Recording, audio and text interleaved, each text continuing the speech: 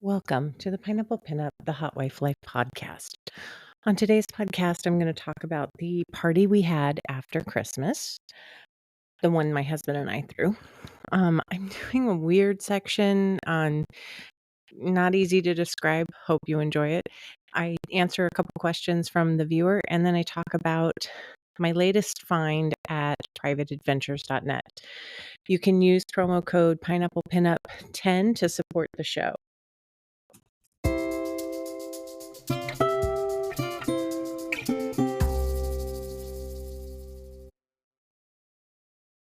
I don't know if it's the holiday season with everybody having a lot of time off, or if it's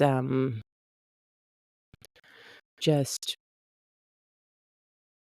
this is a good time to cuddle up with other people. But we've been to a lot of parties recently. And we had a party before Christmas that I've already told you about. And then right after Christmas, because Christmas felt weird this year. Middle of the week, Christmas is hard because it's like, am I going to work? Am I not going to work? It's a bunch of half weeks in with with work sandwiched around it. So it's a lot of like weird weekends. And Friday after Christmas, my husband decided that he wanted to throw a party, an impromptu party. And the only issue that we were having to do that was the venue. My husband actually had to physically go to the venue and make arrangements so that we could get what we needed to do this right.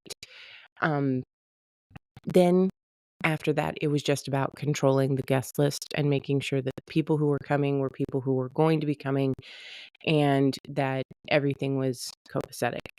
It was great. It was a good time.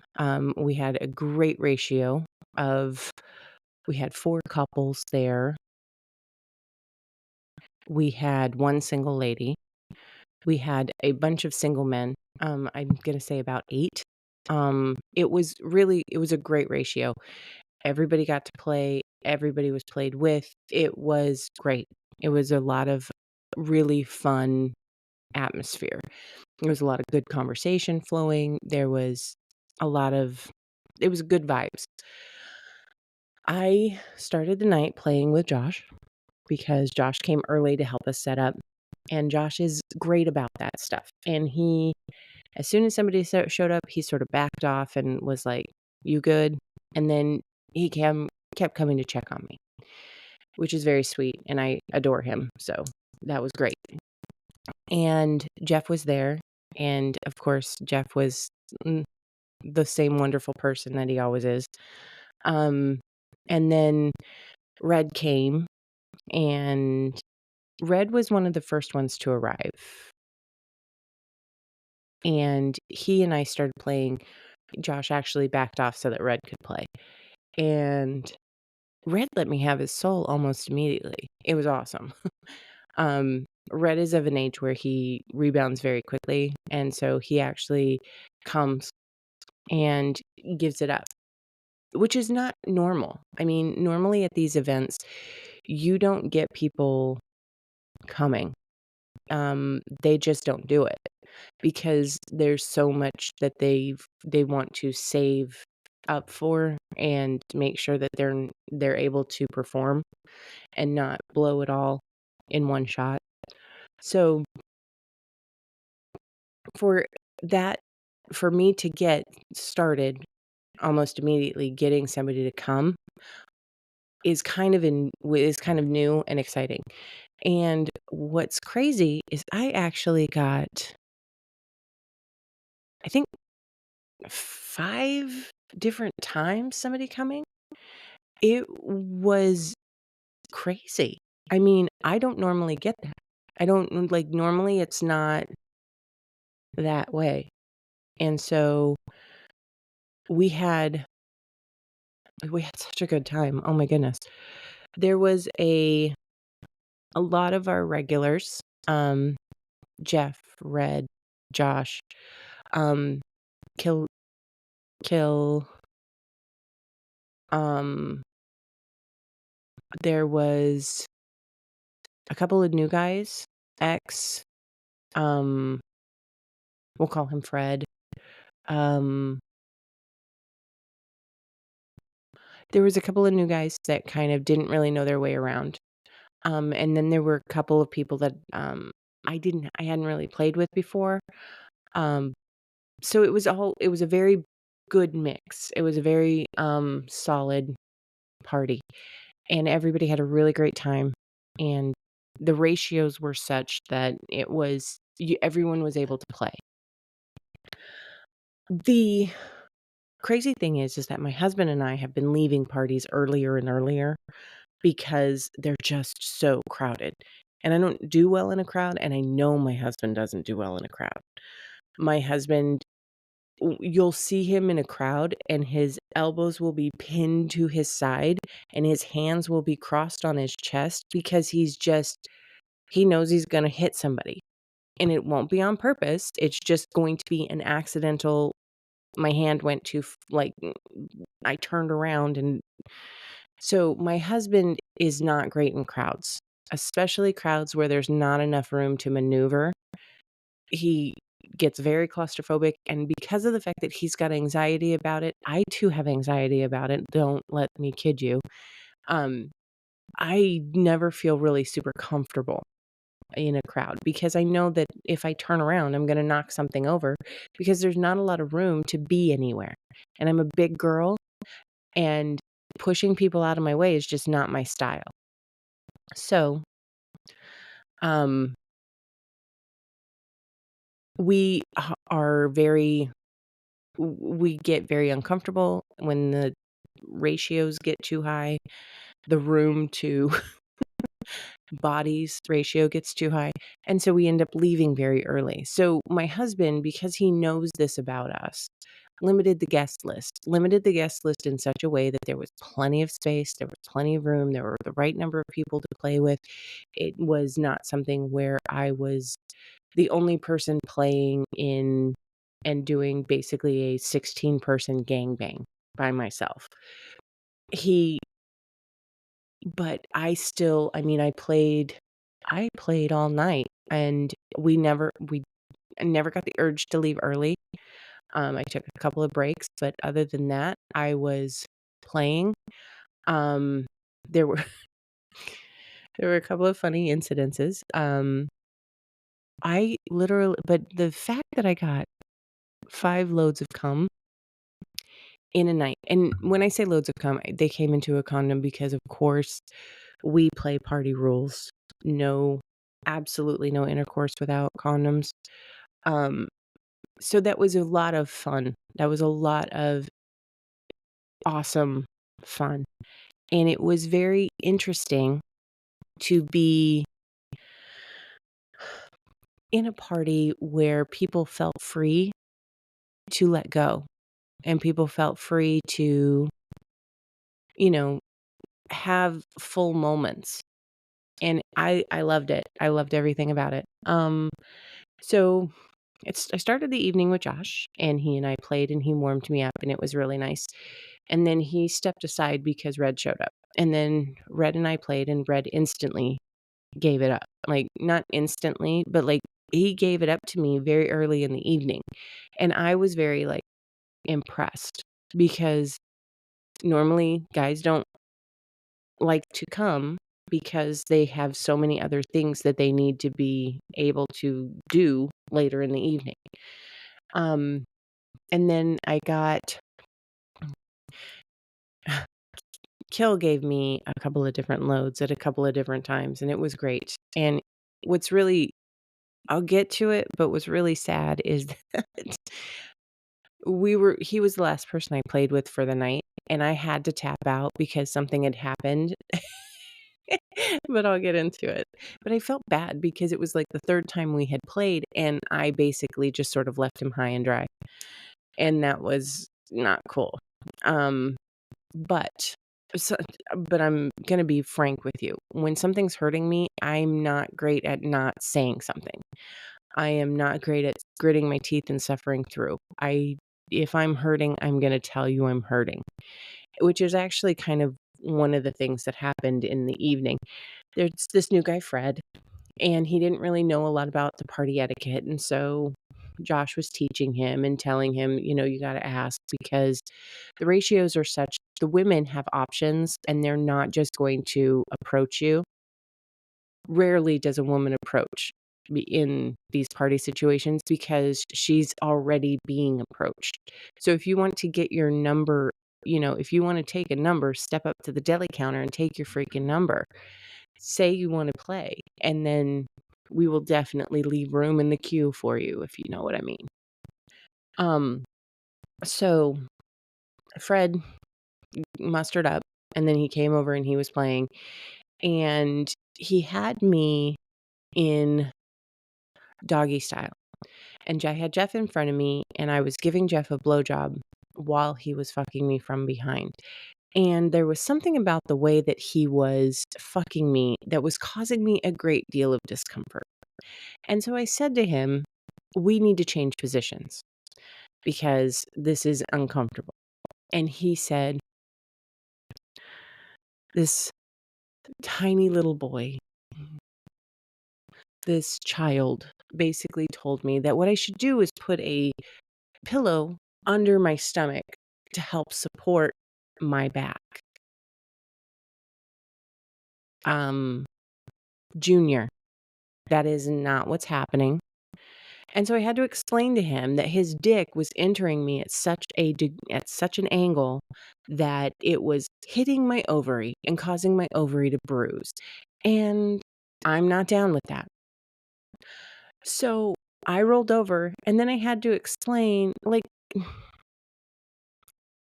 I did not like the way that he decided what was wrong with me and how to fix it. It was irritating. And the more I think about it, the more I talk about it, the more I realize that this is something that happens with because I believe me, I understand where it's coming from. I understand that he's trying to help, but in his help, he's making a lot of assumptions and not asking a lot of questions and not being curious as to, okay, what's wrong? What's going on? What's happening? Because if he'd asked me what's wrong, what's going on, what's happening, I could tell him you're bruising my ovary. But instead, he took it upon himself to just diagnose the problem because he kept trying to arch me, which was causing him to hit me harder. And I was like, I'm not doing this. So that's why I needed to roll over.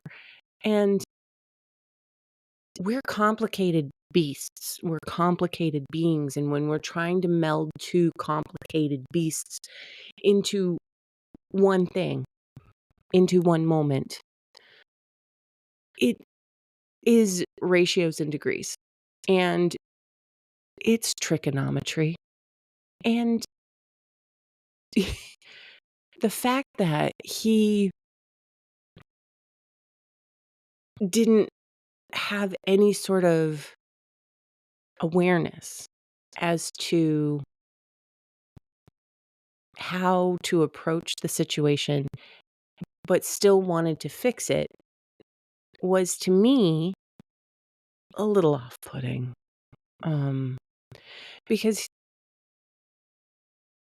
I don't actually in that moment need to be fixed. What I need is to be listened to. Okay.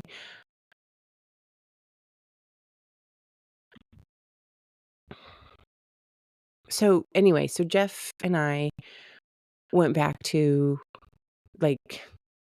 playing, and Fred ended up being somebody who I played with many, many times that night. And then Jeff gave me his soul, which was just beautiful, lovely.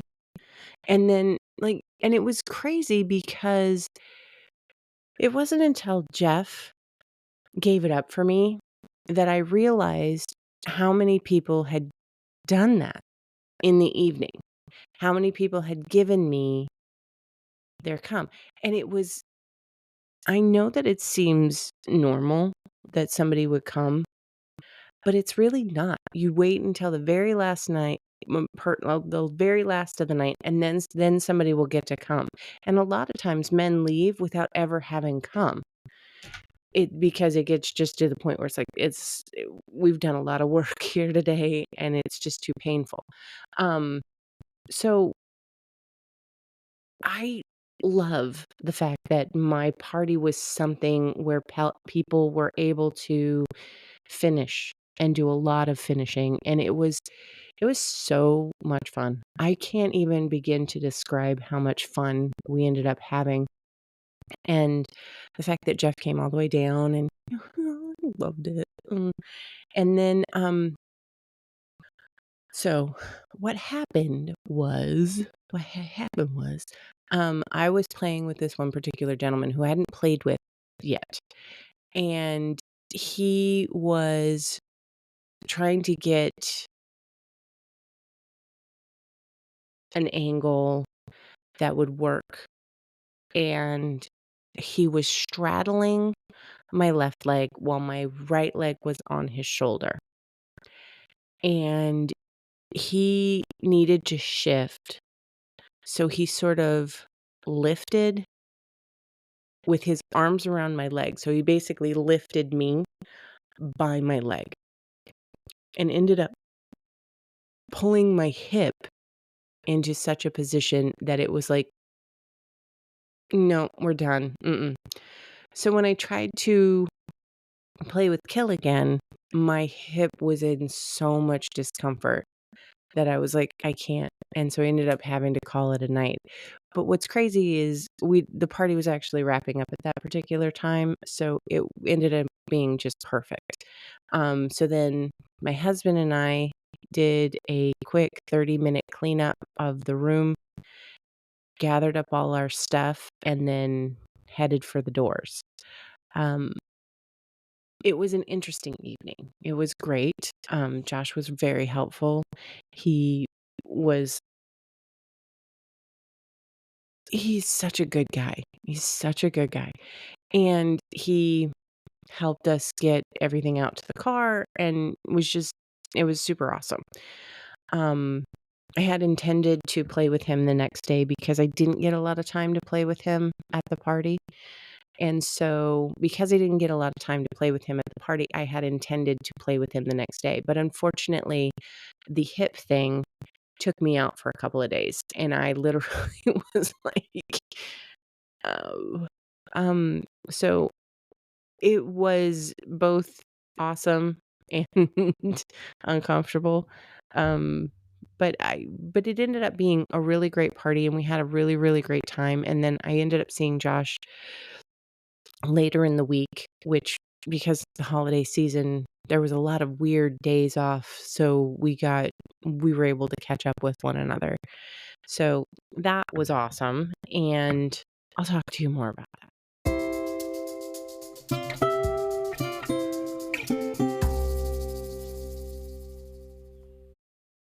It was that moment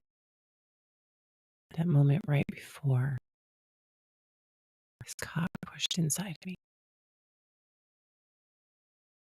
his hand gripping my hip. I could feel the energy building to that moment when he took ownership of my body. I could feel it in the tension in his fingers. I could feel it in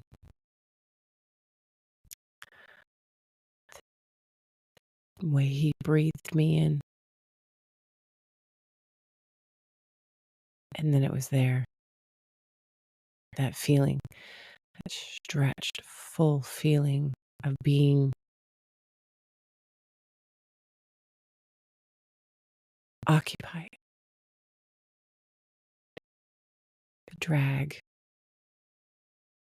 the push, the deep, deep, deep pressing. soft, wet, melting,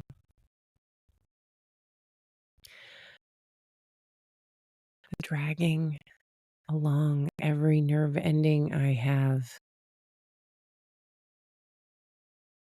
sliding forcefully across that one particular spot that makes my toes curl,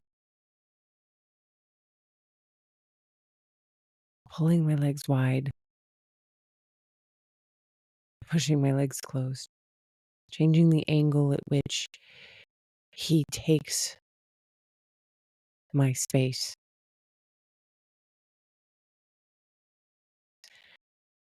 finding a way to create one from two.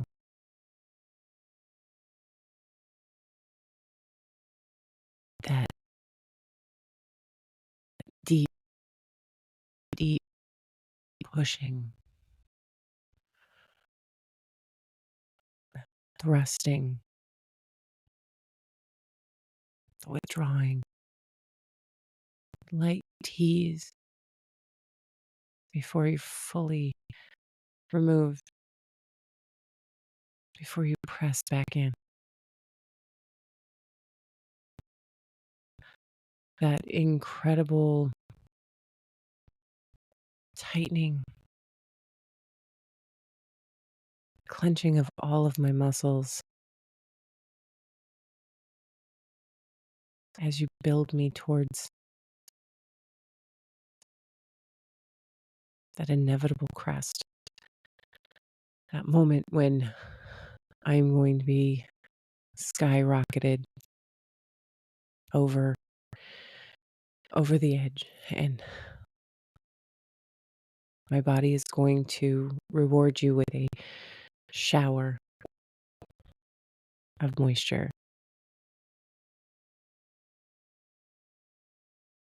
That time when my body is clutching tightly, trying to maintain a grip on your person, trying to maintain control and position, and you just draw right through that clenching, seeking your own explosion, your own crest.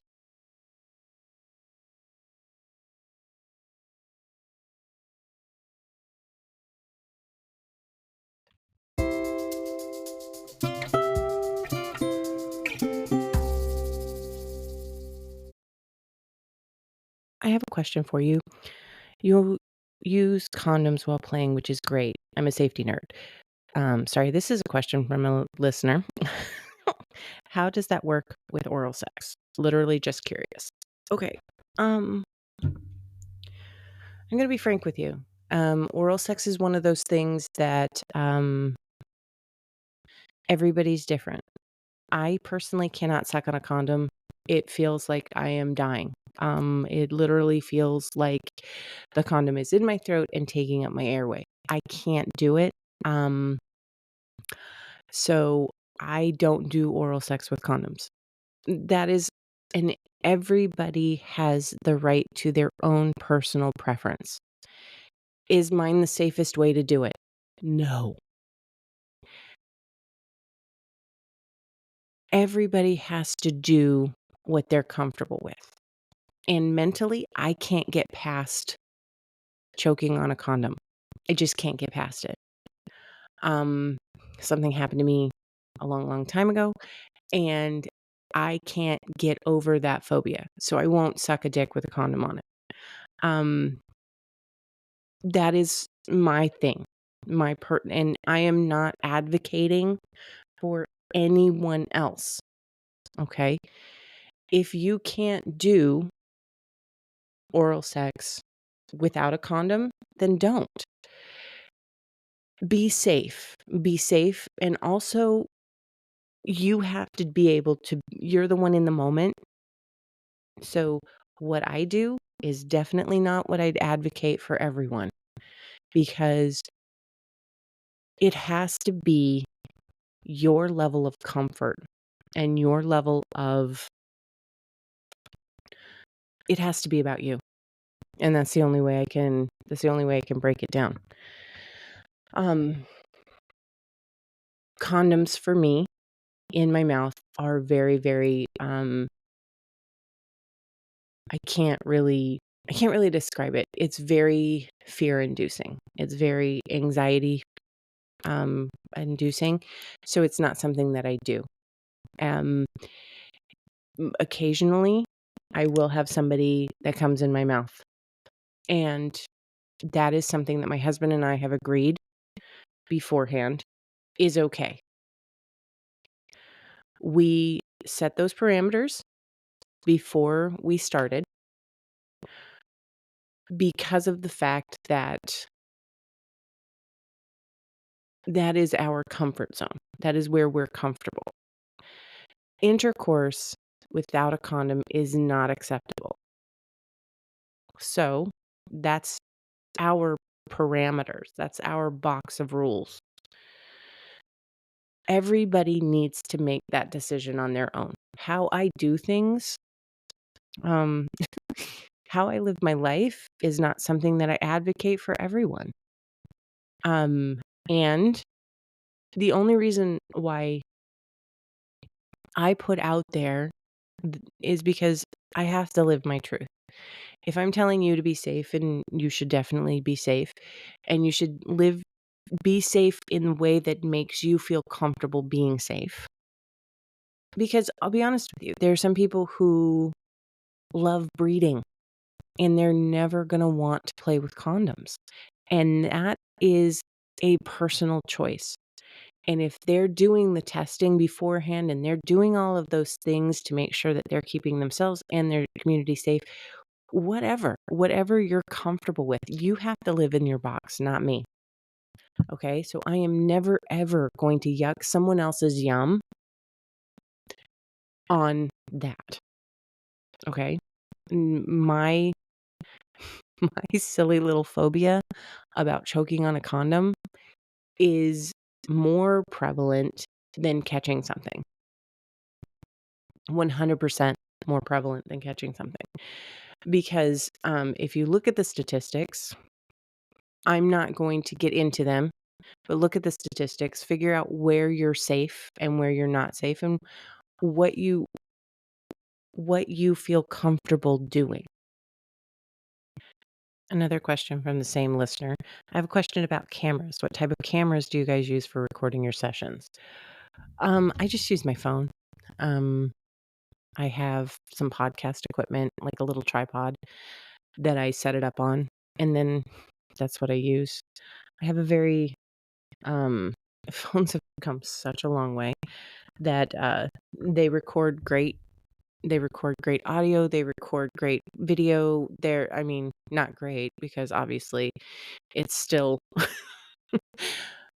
static, but there's a lot of it's the easiest thing because it's always on hand, and it is the best way for my husband and I to share them. So that is, I just use my phone, and I know that's ridiculous, but that's what I um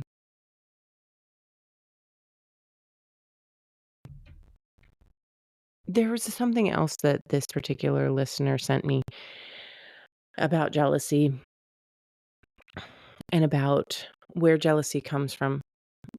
Jealousy, he found that his jealousy came from a fear of loss and inadequacy because he'd had an incident in his past.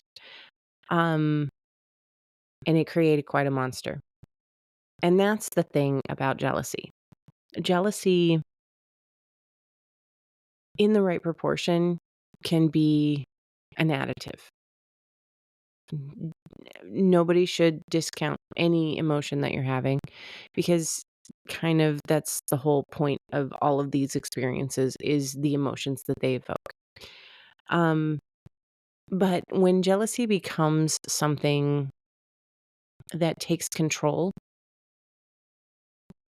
that's when you've got to really take a step back and try to figure out how to disempower the beast, how to get yourself back to even keel. Um, I'm not great at discussing how to dismantle jealousy because I don't really have a lot of jealousy. Um, that's something that I just don't have. I don't. I mean, I'm sure I have it, but it's not something that I've struggled with. It's not something that it's become its own beast. So for me, jealousy is one of those things that is hard to decipher for other people, how to dismantle it. I don't know how to tell you how to do that.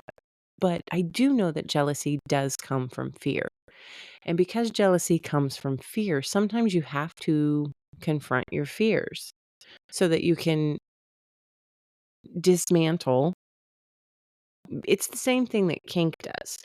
It's the same thing that fetishes do. They they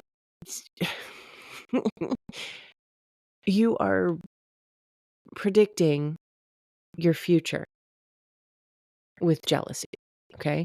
You're predicting that this man who's flirting with your woman is going to somehow remove you from the picture and take your place. But that is all future casting. That is all coming from a place of anxiety, okay? When you're in the present, when you're in the now, you're not future casting. They say that anxiety is looking into the future. They say that depression and regret is looking into the past. Um, and the only cure for either one of those is living in the present. Um, for me,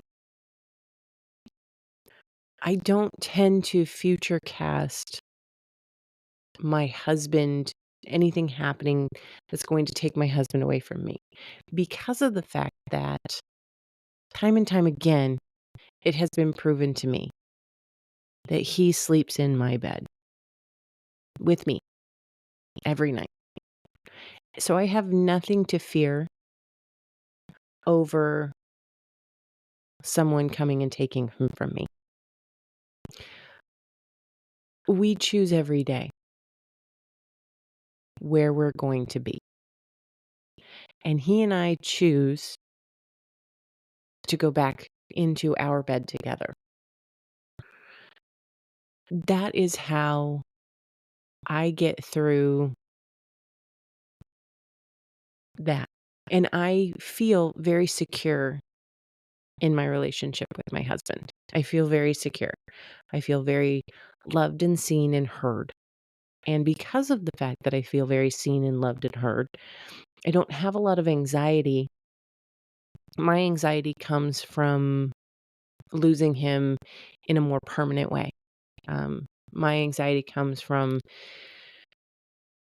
because he's had health issues. My anxiety comes from the fact that he's probably not going to be with me to the end of my life. So that's where my anxiety is.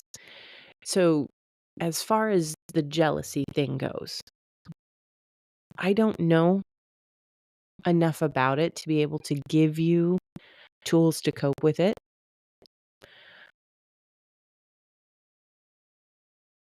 But I do know that you've got to address the fears.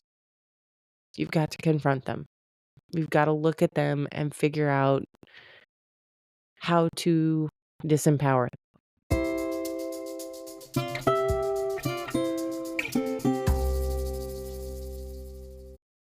The majority of female orgasms do not come from penetration. Um, that's just science. That's just facts. Because basically, the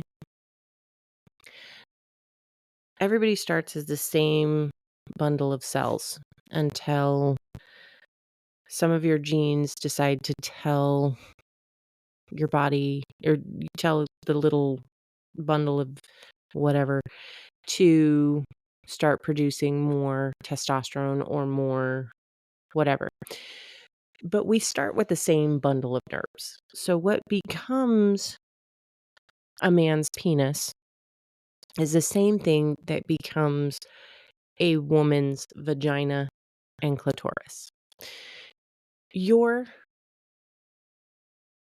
The penis is basically the same bundle of nerves. So when you're stimulating that entire bundle of nerves with penetration, it is very good and very sexually pleasing. But a woman's clitoris is on the outside and doesn't get really stimulated in the same way that the male penis is getting stimulated through penetration.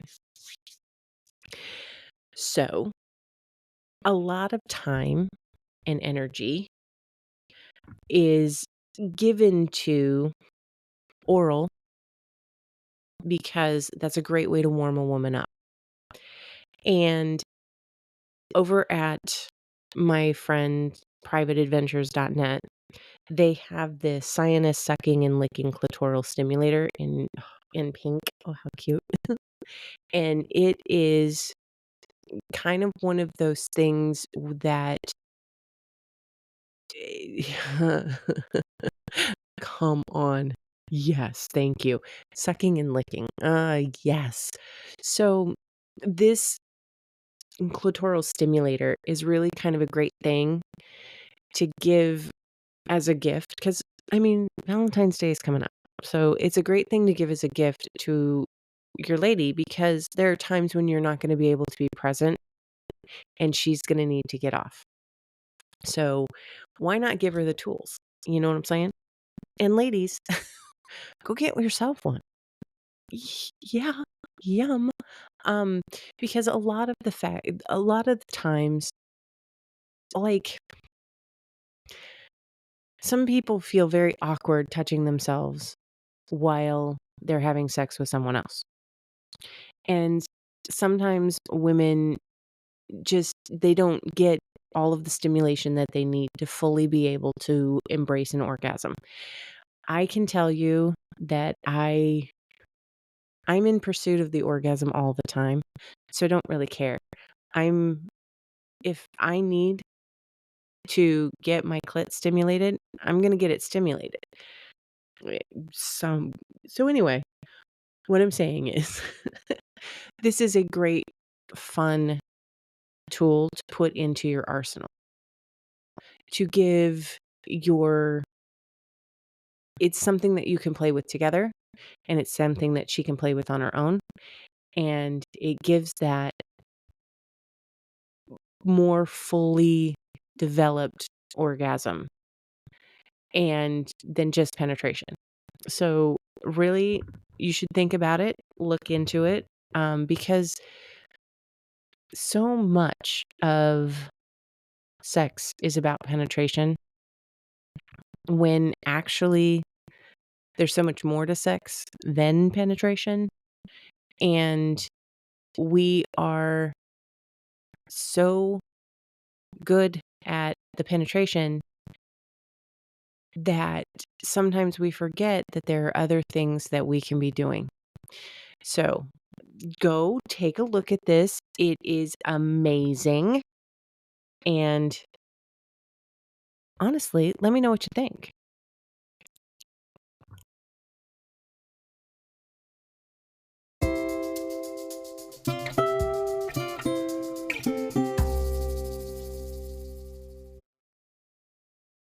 Thank you for joining me today on the Pineapple Pinup, the Hot Wife Life podcast.